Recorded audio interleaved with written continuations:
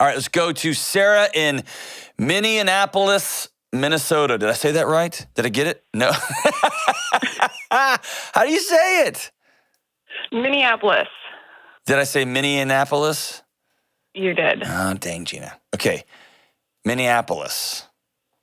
There you go. I'm going to go with Minnesota. Is that cool? That works too. That works. Minneapolis. Minneapolis. What's up, Sarah? How can I help? Hi, John. I'm calling today. My brother-in-law turned 15, and over the last few months, we've noticed some disturbing behaviors, smoking weed, cutting, and now the latest has been drinking and getting drunk around family members. We just feel like, my in-laws aren't necessarily doing enough, and we're afraid of what comes next. And so we're looking to see how do me and my husband speak to my in-laws about this. Have you all spoke to them yet?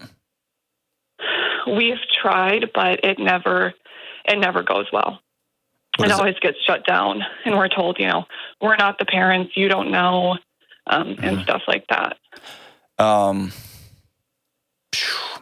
this one's hard. And it's hard for a couple of reasons. One is they're right. You're not their parent, this kid's parent.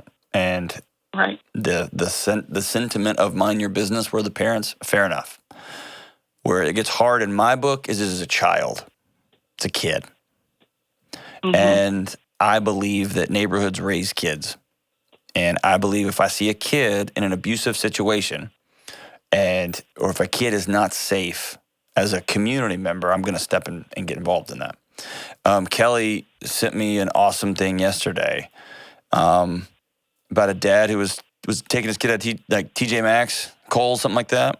Yeah, kid was having a tantrum. Yeah, kid was having a tantrum. A dad was carrying his daughter over his shoulder, and the kid was screaming and hollering. Turns out she wanted to buy a toy or something. And dad said, no, we're leaving. And a guy was walking into the store in the parking lot. And so imagine a guy's walking out of a store holding a kid over his shoulder, and the kid's screaming and yelling, saying, ah! And this man in the parking lot stopped that dad and said, hey, what's the problem, kid? Are you okay? And the kid said, no, I'm not okay. Daddy won't. Whatever. Let me buy a pony. Actually, it was a loofah sponge. A loofah sponge, right? But the dad of the child ended up taking out a picture saying, I'm the dad here. My kid's throwing a temper tantrum. And then he went on to say, and thank you for stopping me. Because if someone had been taking my daughter out of the store, I'm so glad that people like you exist and are willing to get in the middle of something that doesn't look right, even if it's just a check-in. So I tell you that to say, I believe in that. And if I see a kid screaming in a store and it looks like there's a not safe situation, I'd rather ask than not. You're in a messy situation right now because this is your in-laws and this is going to wreak havoc. And what I would tell you is havoc's already been wreaked. Is that fair? That's fair. Yeah. So I would have one final conversation that goes along the lines of, we've got a kid who's self-harming, who is taking drugs, who is now intoxicated. He's 15. He's underage on all counts. He's not getting the mental health care that he needs. He's clearly not getting the boundaries and parental connection that he's desperate for. All of those behaviors are him screaming, will somebody see me? And they're not. And so I would let them know directly, we're going to call the school, we're going to call the local child protective services and get somebody involved in this young man's life before we are all at a funeral or we are all pooling money to bail him out of jail. And that will be a disaster of a conversation. That's your husband's to have, not you. I just made an assumption. You're married, right? Yes, we are. Yep, we are. It's his to step up and say, that's my brother, and I'm not going to allow my brother to live in this situation. Mm-hmm. And it's going to be that level of directness. And I wish there was another thing I could tell you, but that's the next step. And that's the step I would take in my world. That little boy, that 15-year-old little boy, which I know 15-year-olds can be gigantic and they have hairy legs and they smell and they make out with girls and they whatever. He's a kid. He's a child. And he needs some adult in his life to step in and say, I love you too much to not keep you safe. Right. And we know he has a therapist that he sees, but it's not. Things are getting worse, and it's hard to watch. Is he have a relationship with your husband? Yes, he does. My husband is about 11 years older, so it's not as brotherly as it is with other siblings. Sure. So what is? It's more of a. Or do they connect though? Does he tell him the truth? Does he tell him what's going on?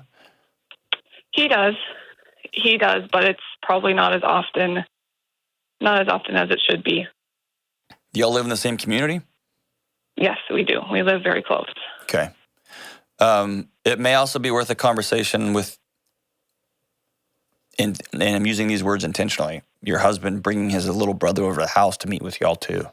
And just say, hey, what's going on? This isn't okay. And I'm worried about you. And I love you. Right. Because And we all know, I know, but I've never spoken directly with him about it. My husband has a little bit, but it's all this secret we know, but haven't necessarily acknowledged. yeah, so you've heard me say this before. I think somebody needs to turn the lights on, turn the music off of the dance, and just call this what it is right now.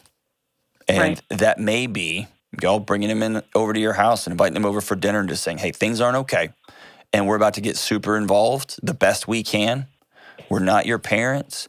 You've got a free ride. Smoking weed's awesome. Drinking's awesome. Hooking up with girls is all that's awesome.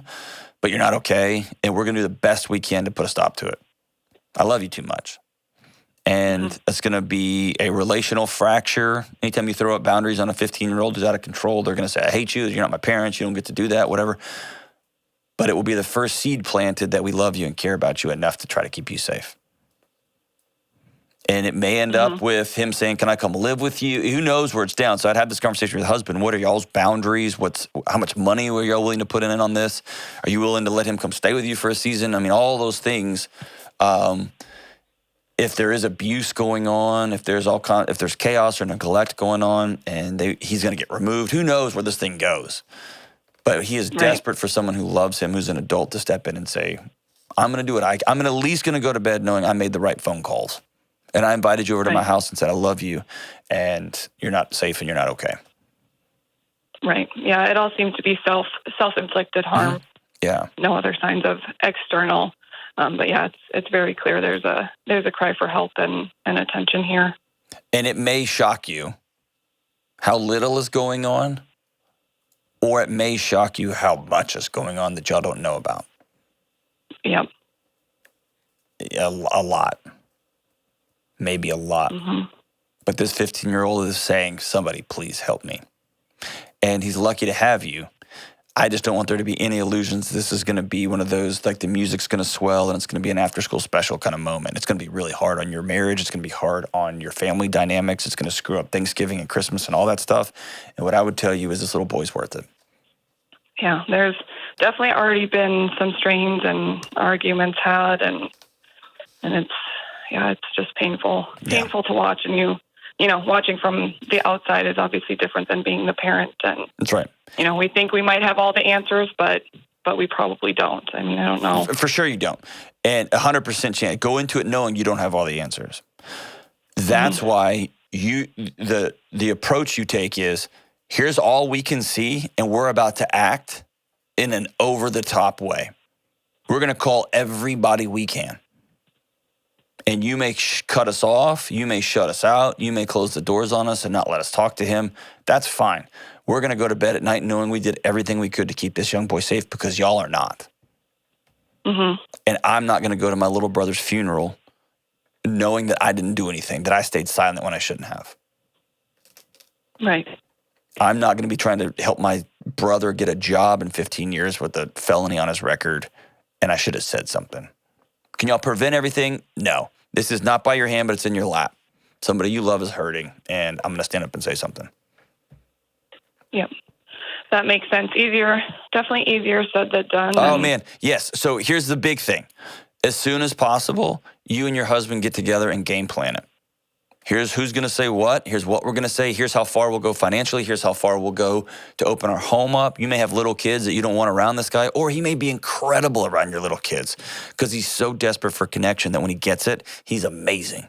And most 15-year-olds are. Most 15-year-olds are extremely extraordinary, and they are desperate for people to connect with them. And so get all that stuff planned out. Otherwise, you're going to end up in a mess, and you're going to end up saying yes to something that y'all are not ready for or can't afford or don't have space for, et cetera. And you're going to get way over your skis on it. And then you're going to end up resenting everybody. It's going to be even more chaotic. Have your game plan, and then have the conversations that you need to have. And I would make sure he feels like he knows. He looks at you in the eye over a meal in your house, and he knows that you love him. But he knows that love comes with accountability and safety. And know that your parents, your in-laws, we are willing to, y'all have already blown this thing up. We are willing to just pay the piper on this one. And y'all don't want to hang out with us, great. But I can't continue to come over here and see the blood and the scars on my little brother's arms without saying something. And I can't keep hearing about him getting drunk around us at our house. Can't do it. Can't do it anymore. He can't come over here high anymore. We have too much respect for you guys, for him, and for our own house. And I'll say it again, Sarah, he's lucky to have someone in his life that loves him like you do. And love gets really messy and really hard sometimes. So thank you so much for continuing to restore my faith in humanity. I'm really grateful for you guys. Call me back any step of the way after these emails. After the conversations. They're going to be hard. They're going to be messy. They're going to go sideways. Call me after those, and I'll continue to walk alongside you guys as y'all work through this. Thank you so much for reaching out.